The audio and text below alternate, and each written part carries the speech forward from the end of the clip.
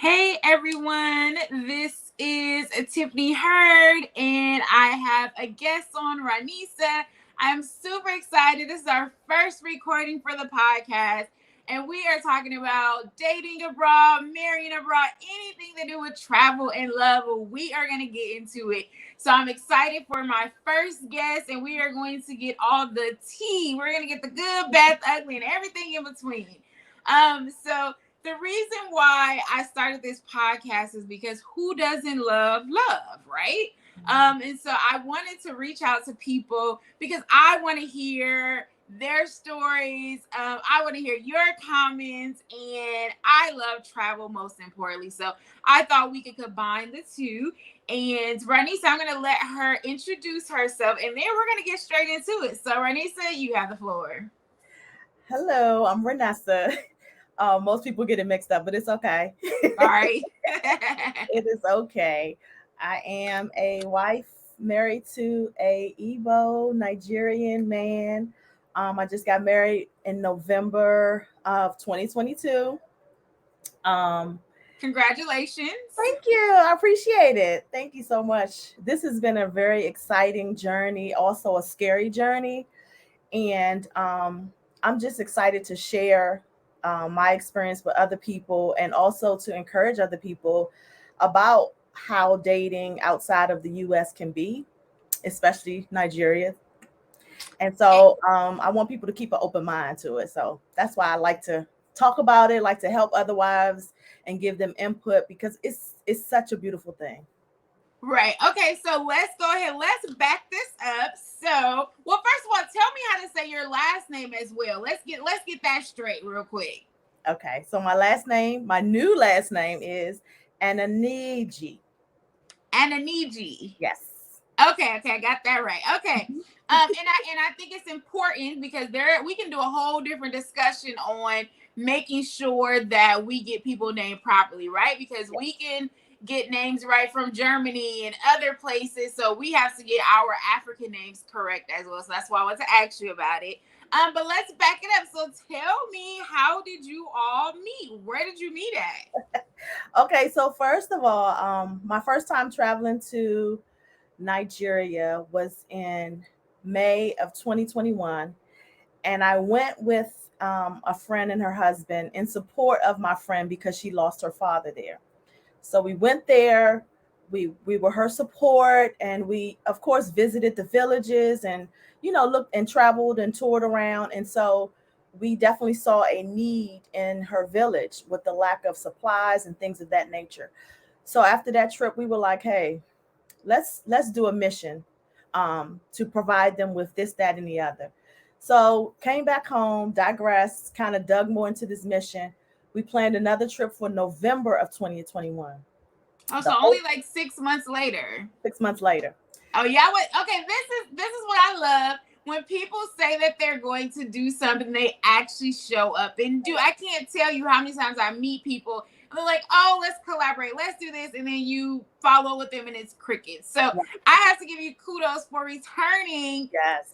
6 months later. Yes. And it was so funny because the people that we met there, they were like, oh my gosh, you all came back.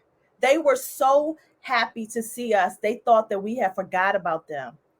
And so we visited again November 2021. We stopped in Germany to celebrate my birthday. And then the very next day, we headed to Enugu, Nigeria. We stayed at this hotel and we met this nice guy, aka my boo.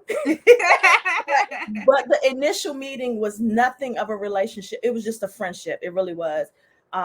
We all kept in touch with him because he was a dentist. We were sewing into his life. We was, just forming a relationship. And so May 2022, we went back and we did the event. We gave away over 1,500 products for men and women in the village, which my friend was from. And again, we met up with those people we formed relationships with, my husband being included. We met up with them, and the way he hugged me, my friends was like, I think he likes you. And I was like, really? I don't And think wait, so. and let me ask this question: there was no indication of anything on the second visit? Okay, okay, Not to me. okay. Other people saw it. I didn't see it. He was just happy to see us. He was like, he wanted to have dinner with us, which is, I thought was normal. Okay, come on over. We're having fun. We met his family because we went and we prayed with them. So to me, it was nothing out of the norm. Um, we did that visit. We left. We kept in contact as usual. And me and him, we started contacting each other more. The conversation started to get a little deeper. Okay. And I was like, wait a minute, what is going on here? And this was the friends had already told you, I think he likes you. You Yes, still weren't paying attention I to was it not until paying you attention. got home and noticed that, okay, the contact kind of increased. And I'm Yeah, assuming the discussion evolved from just mission work into, right. okay. And I think it was maybe like a couple days that I didn't talk to him. And I was like, wait a minute, I'm missing him. I'm like, where you at? And so he was in the village, and of course he didn't have reception or anything at that time. But then when he came back, we were talking. I can't even remember how the conversation went, and he was like, what do you think about if I was to ask you to marry me? And I was like, Okay, so okay. Now this is month. What did he ask this question this in? is like Well, no, once you started getting serious with him. this was maybe it was May. We had already come back, so maybe about July, Okay. after the big giveaway, when we did the mission work. It was So about that's like less July. than 5 months. Yes, yes, Okay, so let's stop right there. yes. Okay. Before we move on with your love story, let's talk about when we talk about African men being aggressive, or let's not even use the word aggressive. Let's just use their very forthright about what they have to say, right? Mm-hmm. Date now, let's compare to dating American men, okay? So if this would have been an American man at the 5 month mark, what do you think the discussion would have been like versus his discussion of, well, what do you think about marriage? Listen, if it was the 5 month mark, we would have been just talking about where we going for dinner or something of that nature. It would have never been about marriage.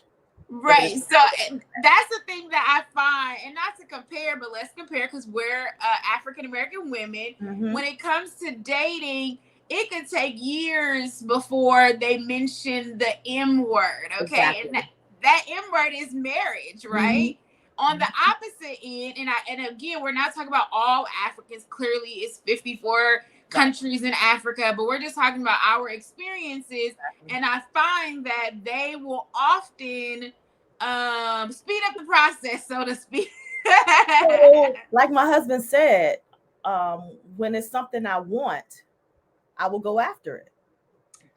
Yes, and that is definitely added to that. So when he first said that, compared to your other encounters with other men, I don't know if you've dated other African men as well. Have No, you? this is my first time. This was my Okay, so very first time. so then you don't have anything to compare it to. But how did you feel in that moment? Did you feel like it was too quick?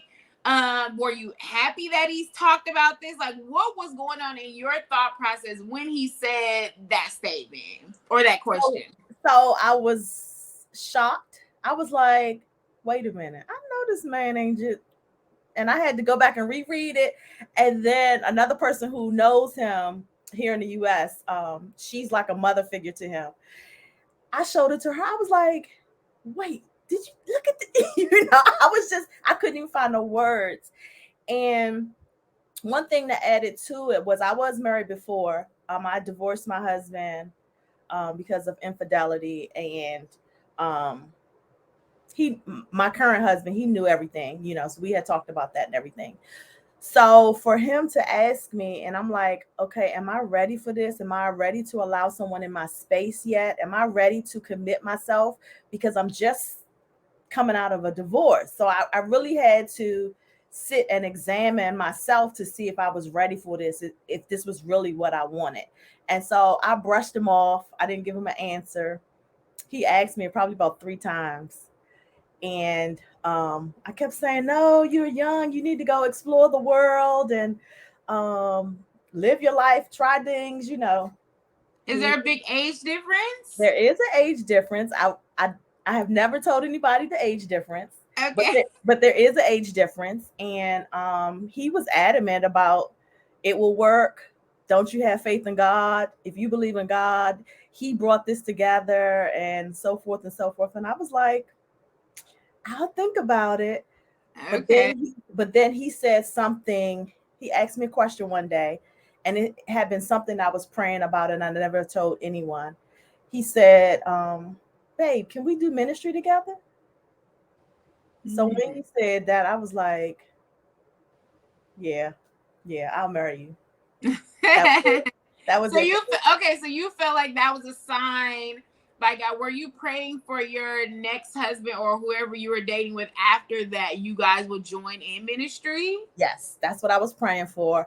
I even the team who went with us on the mission, the giveaway outreach, they laughed at me because I said to them at the table when we were all together, I was like, I am not going on another ministry trip without my husband. Okay. So when I finally announced to them that we were getting married, they just all cracked up laughing at me, like, you said that on the trip. You remember you said it? And I had literally forgot that I said it, but that's why we should say stuff out loud, because people will remind us, oh, yes. did you remember when you said that? So that's very interesting and funny. And when you talk about ministry, what does that look like for, well, I guess let me back this up.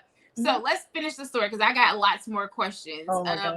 But so once you decided to say yes, how long was it from the time you said yes, I will marry you, until the actual marriage happened? November of that same year, November 2022. So this was, like So you that was said, June like, or July? yeah, so it was like 6, maybe 5 months. Okay, so y'all didn't waste no time at all. Nope, not at all. Okay. And you ended up getting married in Nigeria. I did. Yep. Okay. So did you have the traditional wedding and all that kind of stuff? Yes, we did a court wedding where I wore a white dress and he wore, tux. And then later on that evening, we had a small traditional marriage with mostly his family that was there. A few of the friends that I had already formed relationships with, they came and supported me. And one of the supporters, he is an older gentleman. We call him Uncle. So he came in and stepped in as if he was my dad. And, he offered me and, things of that nature. So it was a very small, intimate wedding, traditional wedding that we had. Okay. And was any of the people from the ministry able to attend? No, they were not. Okay. Okay, so does that mean that you are going to do a wedding here in America? That is the plan. Once he comes to the U.S., we will definitely have a U.S. wedding. He has been the one, like, we have to get married in a church. I want to experience that. I'm like, okay. Oh, because he had never been married before. Correct. This was his first marriage. Yep. Okay, so he wants to experience, which is good, because most men, they don't want to be involved. They don't care. So exactly. That's cool that he wants to be involved in the entire process. So after you got married, how long did you stay there before you had to fly back home? I stayed for 2 weeks there in Enugu and Abuja. Between those two places, we kind of had a few days to ourselves in Abuja before I came back to the U.S. Okay. And so when do you go back and forth to visit, or how does that work? I do. I went back in March of this year. I really wanted to go in February to support him because he is a dentist and he was inducted into the National Nigerian Dentistry Board. I believe that's the name of it. Congratulations to him. Yes. Big progress. I love it.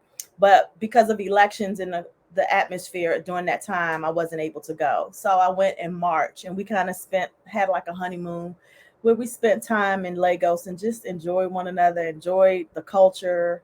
Just had so much fun. I went back in May of this year for his birthday to spend his birthday with him.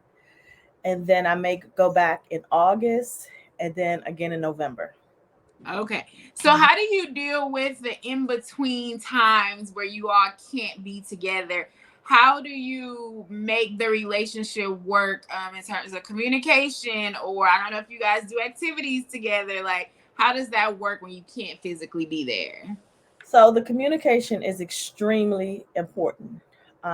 We communicate on WhatsApp, and sometimes there's network problems. Sometimes the um, call will just drop. It just all depends. But we try to maintain a level of communication. And after the first visit, after I got married, when I came back, that was probably the hardest time, because I felt like I didn't have enough time with him. And then your emotions are at a high after, getting married. And then you have to come back home to sleeping in the bed by yourself, the communication problems, going out, not with your husband. So those were definitely hard. I did a lot of crying, I did a lot of praying, but I think the most important thing was for me to communicate how I felt to him. Right. And so we will have that talk, and he was like, "Babe, calm down. In just a few short months, we'll see each other again." And so that kind of helped him, reassuring me, and him, just being the leader that he is and the protector that he is, just really warmed my heart, and it made it just a little easier, you know. But those calls were everything. I would look forward to those calls. So have you ever tried to do like the hey, let's watch a video at the same time or anything So like that? so with him, he's so disciplined to work that he really doesn't sit down to look at a movie. And he likes those Nollywood movies, and I'm like, Oh, you don't like the mm, Nollywood movies? some I of love them, some of those. them. But I'll try to look at it when we're together. But when we are apart, we haven't done any of that. We Oh, haven't tried okay. it. Mhm. Okay. Well, another question I have for you was how did your family feel about everything? Because a lot of times when people are getting married overseas or to African men, the family has a lot to say.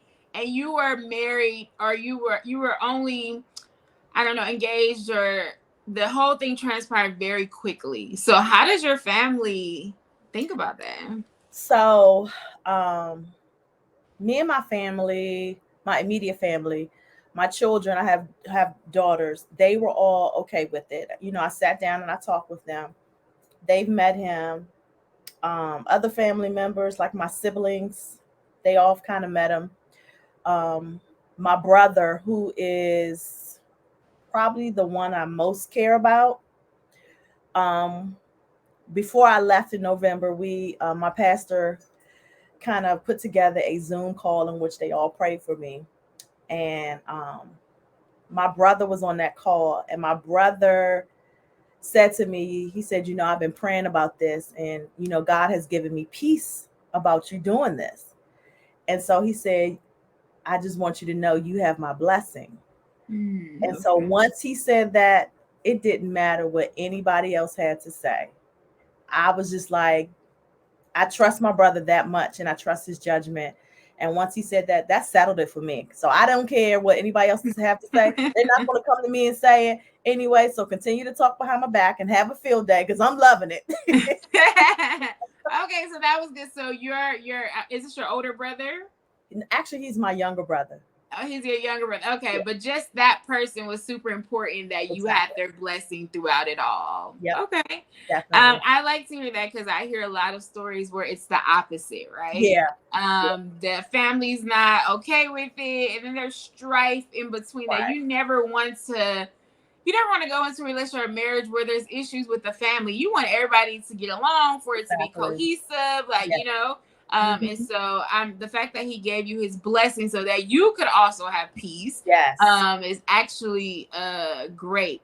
My Hmm. other question is, you mentioned this earlier. You talked about getting a divorce and then marrying. How long was it between that time? And did you take the time to, I guess, heal for the next relationship so that you didn't go into that you don't go into the second one with baggage or whatever the case, or those things of thoughts of, will my second husband cheat on me? Will it be another Right. infidelity thing? So, what did you do to, I guess, get prepared, or how did you work through that?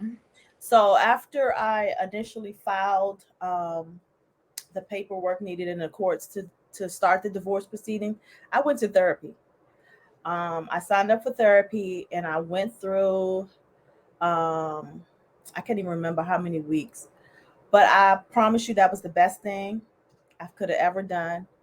Um, the healing process was really smooth for me. And I think also another thing that helped was I had already checked out mentally from my first marriage. When I made the decision to divorce, I was already gone. The hurt, the pain already had happened. I was over it. I had officially moved on with my life in my mind. So by the time I filed, I was like, you know what, girl, you did this. You did it. I was proud of myself Mhm. for taking that step to speak up for myself, to say, hey, this is not what I want anymore. This is not what I signed up for. Right. I'm And good. right, you believe in the Bible as well, and that's one of the things that is a grounds for divorce. Yep. Yep. My husband did Infidelity. some stuff now. He did some stuff, and um now he's trying to paint a picture like I was a bad person. And I said to all of that, blame it on me, say it's my fault. What's done is done. I Right. moved on. I'm good. I'm good. I'm happy. And that's all that matters. Exactly. So, And I'm glad that you went to therapy, because a lot of times, and I say we as a generalization, we don't really heal. We don't do exactly. the work to get better, Right. Hmm. and to get ready for that. If that's the course that we're going, maybe a next relationship, we Right. jump from relationship to relationship without doing the healing. So when Exactly. you go to the next person, the insecurities are still there. This person could be the best man, and you over here blaming him, and he just going to the grocery store. But Yeah. because the other person that went to the grocery store and they stayed away too long, you Right. carrying that over into the next And relationship. I did do some of that. I did. There were plenty of times where I had to apologize to my husband once the reality of what was really going on hit me, because I did take some of that baggage. And if he didn't call me, I was like, oh my gosh, what is he doing? Is he cheating? Is he with somebody else? Blah, blah, blah. And I really had to stop and be like, Ronessa, pause, give him a chance. You don't even have a clue what's going on. Even though I knew some of the struggles that they deal with in their country, I was still charging him for what the former partner did. And so he was very patient with me. And I definitely appreciated that. He knew the process. He said, I'm praying for your healing. I want you to let that stuff go. He wasn't hard with me, but he was very patient. And he knew that some of the things that I was coming at him was not from me, but it was from the hurt me. Exactly. Hmm. And and that's a good thing to point out. Even within therapy, and I don't know if you're still doing it, there's Hmm. still things take time. They do. And it also is your new husband showing you things differently. You know what Yeah. I'm saying? His Yeah. patience, his kindness is showing you that he is not cheating, or you know what I'm saying? Or even the different things.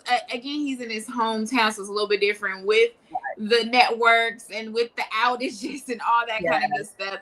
But when he's here, I feel like he's going to be able to show you in terms of, hey babe, I'm going to the store, I'll be back. He Hmm. can easily Hmm. kind of text back or something like that Right. to kind of, I guess, ease those things that you're still working through, basically. Yes. Yes. And he does that now. We both make sure we are accountable to each other.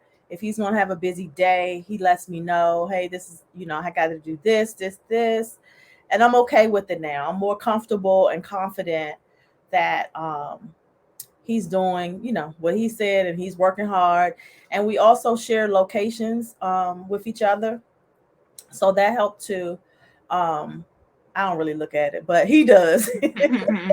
He always want to make sure I'm safe and things of that nature. So just him reassuring me really, really was a big help in the earlier stages.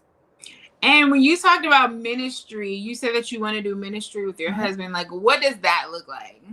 So he even said on my next visit, we're going to the orphanage, and we're going to see the widows, and we're going to take food and things of that nature, just to support them, make a donation. The few times that we have been together, we fed the homeless. We blessed people with money that were in need, things of that nature. So it's an outreach thing for us. Um, every trip, every visit, we want to bless somebody. And so Mm-hmm. that's the nature that we have taken on. And I even take toys for if I meet any kids, I'll have something or lollipops or things of that nature just to be a blessing to somebody. We don't have a rhyme or reason. We don't have an agenda. We just do it. If we see it and the spirit leads us, we just do it. Okay. Mm-hmm. Yeah, I've actually technically never taken a mission trip before. But when I do my group trips, like we're going to Ghana in December, we do have a day where we are volunteering. Yeah, yeah, Yes, and I volunteered just on other trips. I did like rebuilding homes and different things like that. So I do like the fact that you guys are doing this because there's a lot of people in need. Like there's so definitely. many people in need. So if we have it to give, why not? Right? Exactly. Exactly. It's Um, not going to hurt us because at the end of the day, we're coming back home where we can go back to work and make money versus when we see how they struggle and fight for just one day, like just to have a meal, just to have, water, things of that nature. Come on now. We right, can give a little bit, it's not right, going to kill us. right. And two, I always say the first time I went to Ghana, I think they thought that I had money, and I'm like, I ain't got Yes. no money. I'm a broke college student, right? But if you think about it, even with me being a broke college student at that time, Mm-hmm. I was probably still richer than most on a no. Yeah, I might have been work, but the point is, we have more than others, and like you Yeah. said, why not give back? Yeah. Definitely. Especially yeah, I do think that is, and I think one of our missions in life in general is that we're kind to each other. Yes. And so that is a part of, we can all play a part in mission Mm-hmm. if we like. So Right. I like the fact that you all are doing that. And we don't um even have to title it mission. right. Most of the time we just do it, and even though we call it mission, we call it ministry, call it whatever you want. I'm just going to bless you. Right. If I feel led to bless you. But if they do think that we have a lot of money. Right. My other thing is, what about cultural differences? You are from the United States of America. He is from Nigeria. What are some of the cultural differences you've seen, and how do you all work through those things? So the biggest thing is the gender roles that we had to deal with. And I mentioned to him before, look, I've been head of the household for so long. Even while I was married, I was still head of household. I'm ready to give it up. And I said that, I really felt that I meant that. And so while we were there, my last visit back in May for his birthday, I really got to experience uh, being a woman, Igbo woman, and how they expect for me to do certain things, such as cook, such as greet visitors, things of that nature. And at first, I thought it was like kind of weird because I'm like, we should do this together. And he doesn't have a problem doing with that, but he was just showing me this is what the culture expects for you to do. They expect for you to serve. They expect for you to prepare the foods. They expect for you to make sure the guests have something to drink. So before you invite people over, you have to make sure you have food. You make sure you have drinks for them. You make them feel warm and welcome. And I was like, I ain't know, mate. But then, I had to snap out and realize, look, this is a different culture. You're going to have to embrace his. But I also communicated to him, okay, when you come to America, you're going to have to embrace our culture as well. We're not so dead set on it, but we have to come to an understanding between the two cultures, how we're going to operate this. So we had that talk. I'm glad that you had that talk because honestly, there are two cultures coming together.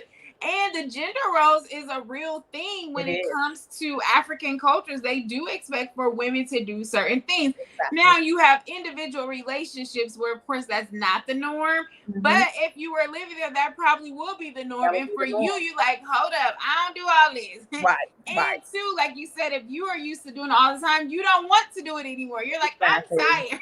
Exactly. I don't know Exactly. how old your kids are, but you were a mother, you're this and you're that. And so you're like, okay, when do I particularly get a break, you know? Right.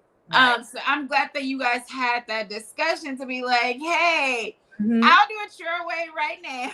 Exactly.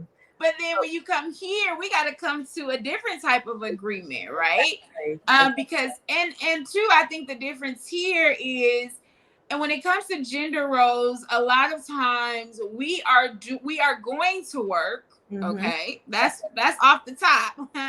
So we're Mm-hmm. going to work, and then I still have to come home and clean and cook and watch the kids and do this and do that and do anything else. And Mm-hmm. then where do I have the time for myself? So I think that should be taken in consideration because in some cultures, the wife does not have to work, and her only task is to take care of the household, which that's a big task, but It they don't have is. to do both, you know? Right. And so I think that is the difference, and that needs to be examined and looked at. And we had that conversation because he said, once I come, you don't have to work. And I was like, well, let me just let you know, I'm American.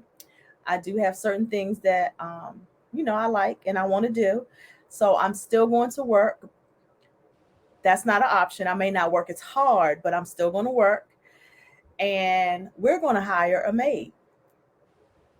Ooh, what did he say about that one? He's like, he was like, babe, we could save that money. I was like, no, that's not negotiable. We're going to hire a cleaning service to come in and make sure our house is clean. We're going to put that line on the budget, and that's a period. That was non-negotiable. So he was like, oh, okay. Hey, exactly. I feel like we have to learn how to outsource. I think we as Black women have just been conditioned to do everything ourselves. Exactly. And if Exactly. I can take the time and I have the money to pay someone, why not? Why Exactly. can't I outsource this person? I'm tired or I just don't feel like doing it. This is what I'm saying. And I have neighbors who are of a different race, and I see them having time to walk, go get ice cream, enjoy certain things. And while they're gone, I see them the cleaning service come right in. And I'm like, I can have time to enjoy my life too. So this is what I'm opting to do. Exactly. Yeah. Okay, and you mentioned non-negotiables. What other non-negotiables did you have coming into this relationship? And did you have that in your first relationship? So that's a good question because I did not have it in my first relationship.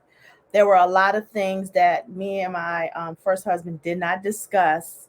Um, we just kind of jumped in this, tried to give it, the best. Well, I tried to give it the best I knew how to give, and it didn't work. And so that's one thing I did share with my current husband. Like, look, um, I don't want to fail at this. I want us to be friends. I don't want the stress of marriage. I want us to enjoy being married.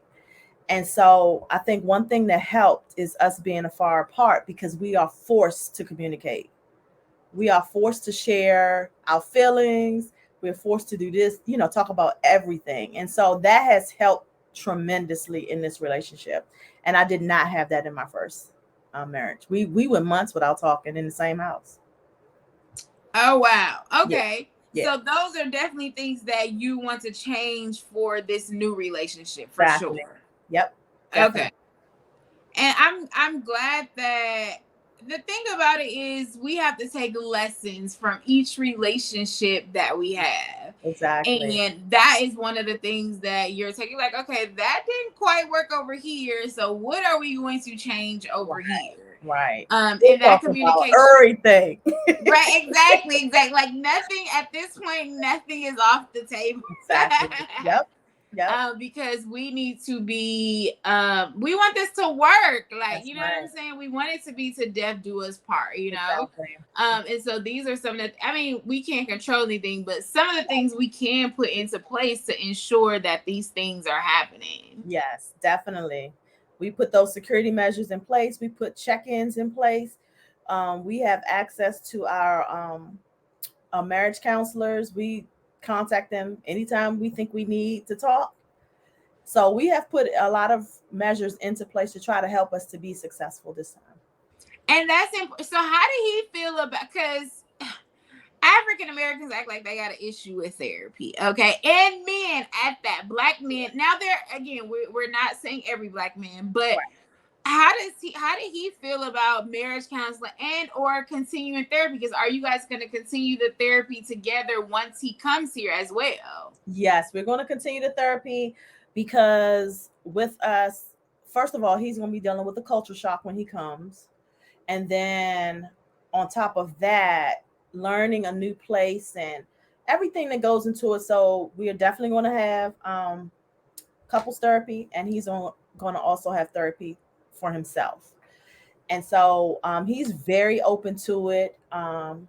He really wanted marriage therapy, marriage counseling. He was very open to that. He was like, "Hey, let's do this. Okay, they told us to do this. Let's talk about it." He was very involved. And so I took that as a sign that he's going to be really open to therapy when he comes, and I just hope that it helps him just like it helped me, and that we can continue, moving forward and being more positive, having a positive mental health status going on. And okay, so you mentioned the age difference, which I won't ask what exactly is the age difference. But it reminds me of kids. You said that you already have kids. I don't know the age of your kids, but are you guys going to have children together? Is that one of his things? I know I find this conversation a lot. Men, African men in particular, will say it's okay if we don't have kids, blah blah blah. In the back of their head, they really do. I've known people who've divorced because they couldn't have kids, knowing that the person could have kids in the first place. Right. So with the age difference, are you guys still planning to have kids? And what is his thought about having his own family? So we have talked about that, and we are planning to try and have children. And we also had the discussion up front, and he was like, "Look, if you have kids, that's good. If you don't want to, let's adopt. Either way, I know that he wants children, and I'm okay with that. So whichever method that it happens, I'm open." Okay. Yeah, and I definitely want to, because that's a discussion that happens a lot when it comes to either if you already have children before and they don't. It's a whole bunch of discussion about that. Yeah. But I'm glad that he's open to adoption as well, because some men are like, I ain't adopting no kids. I want my own kids, blah, blah, blah, all this. And I was surprised. I was so surprised that he was so comfortable with talking about that and even putting that up as an option, because like you said, many traditional African men want, they have that, what do they call it? I can't think of the name of it, but they want their seed, the generations to continue to go on. And adoption, is not the ideal for everybody, but I was grateful to understand that was definitely an option for him. So it made me feel more comfortable to even decide or even think about what I want to do. Because with me being older, of course, we know science, so if there's no stress that if it doesn't happen the natural way, that we do have an option, and he's okay with that. Exactly. And for your kids, but you say your kids have met him, and so is he going to assume the stepfather role to your kids as well? How is that going to work? My kids are older. Are interesting, I will say. Yeah, my kids are older, so they're okay. Like, whatever, as long as he keeps her out of our hair. Okay, so yeah, and that's a good dynamic too, because sometimes, when the kids are younger, getting them used to somebody else in the household, another person having to tell them what to do. So this case is a little bit different to where they're maybe not in the house or something like that. And so that's cool too. Now let's talk about, I told you about stereotypes, okay?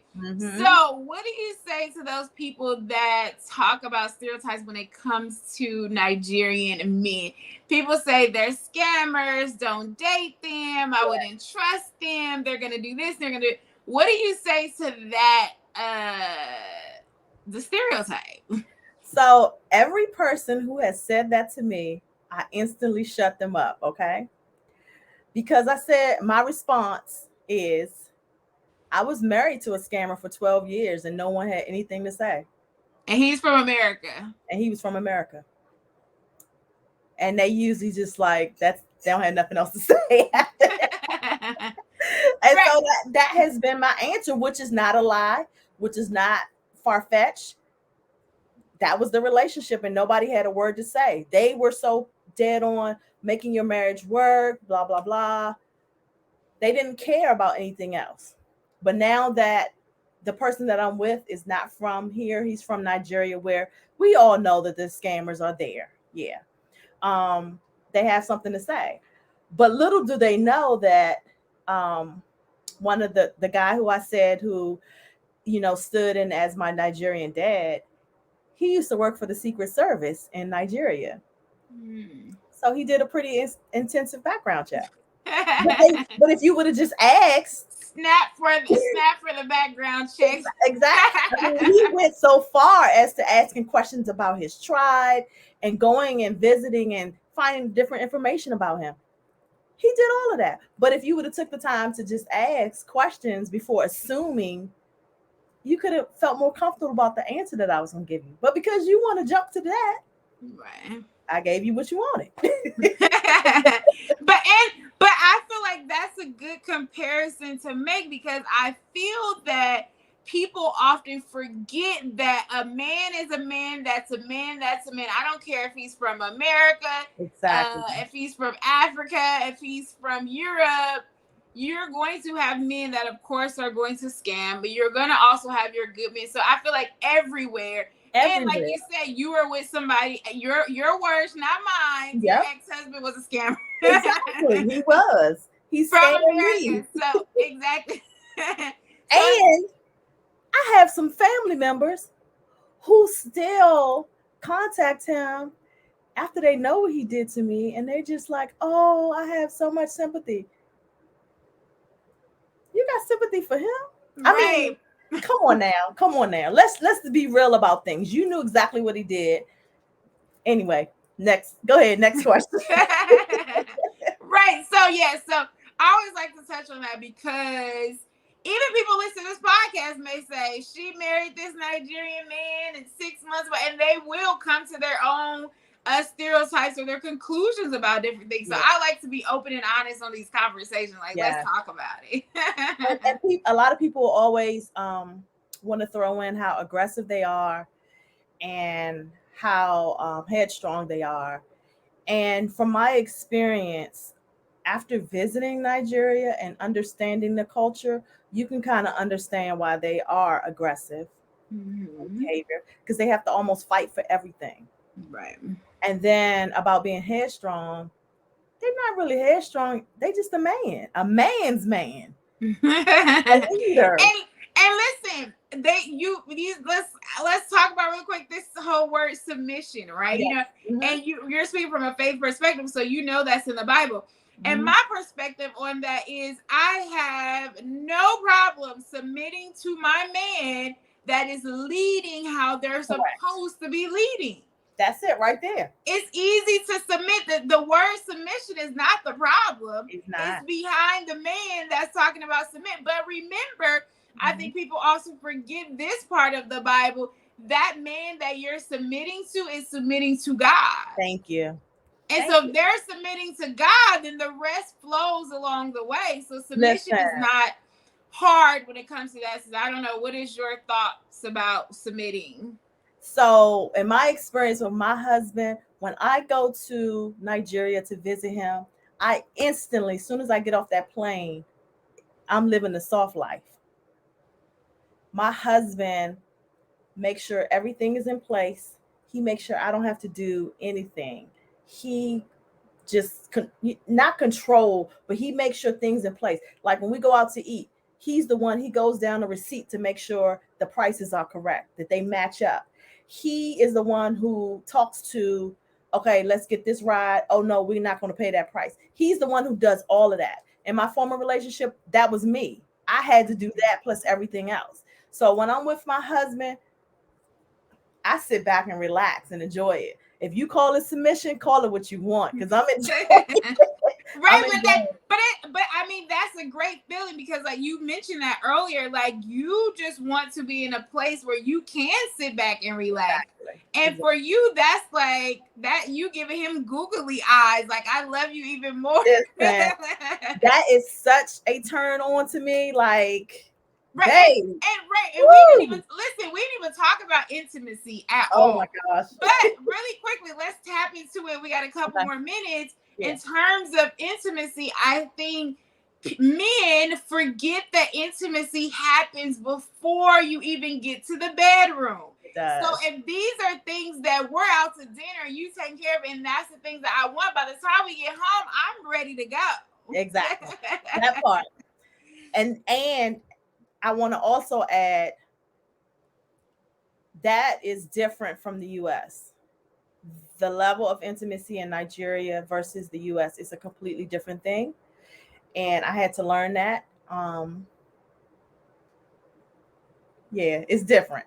It's different. Okay, oh, okay, you gotta talk about it because you gotta let. And It's, remember, we on audio, so they can't even see your facial expression. oh, so, okay. so tell me when you say it's different, what does intimacy look like from what you experienced before to what you're experiencing now?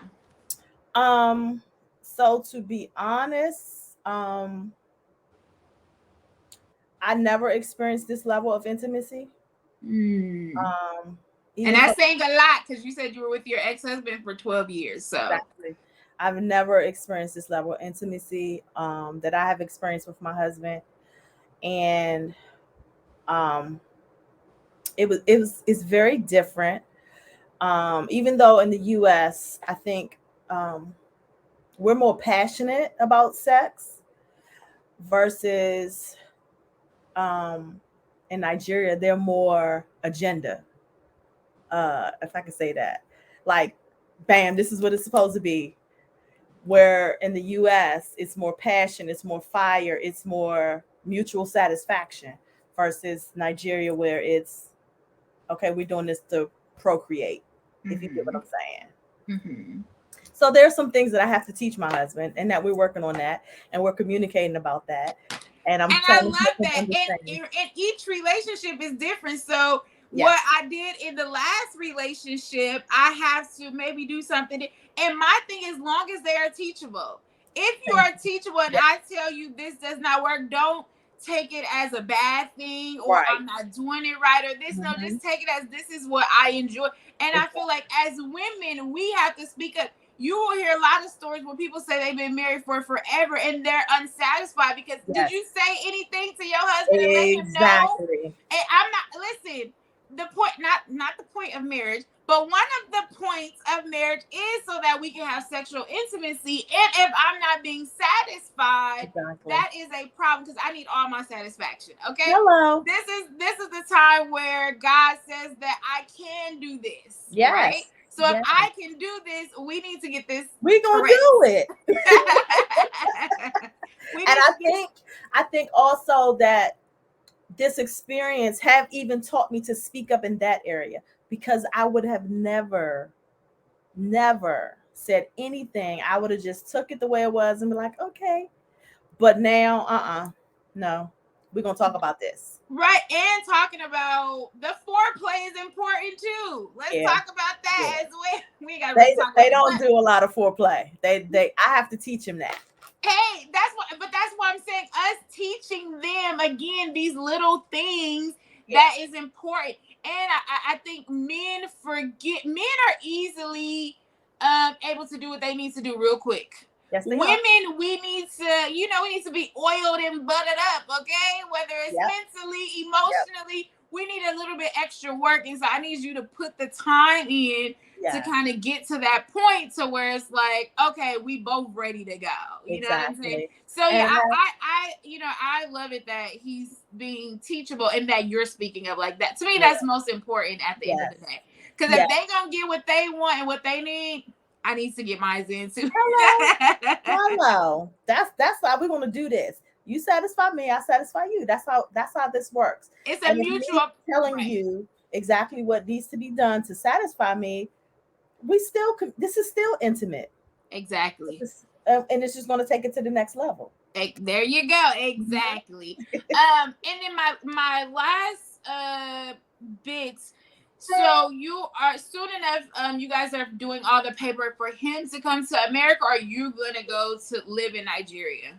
So we do have plans for him to come to the U.S., but we also have plans to build in Nigeria.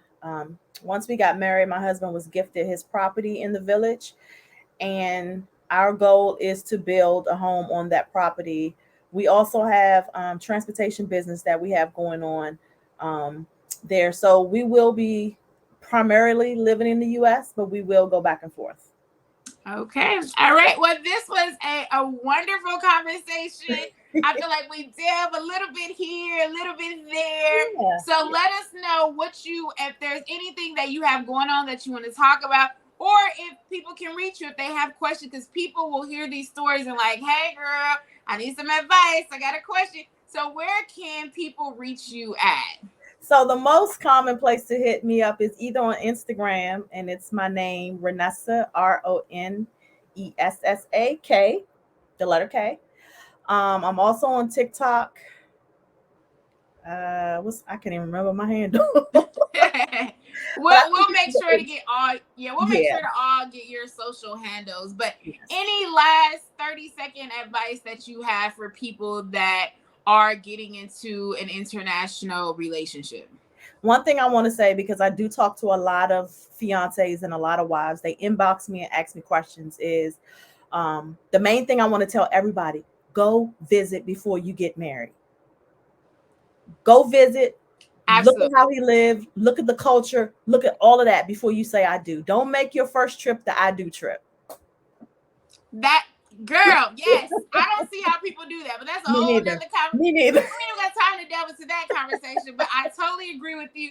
Definitely go see and check it out, because online is different from in person. Even That's after right. you get married, there's still transition, That's right. from them coming to their country to the States. It's a lot involved. So It is. definitely make sure that you are there visiting, seeing stuff.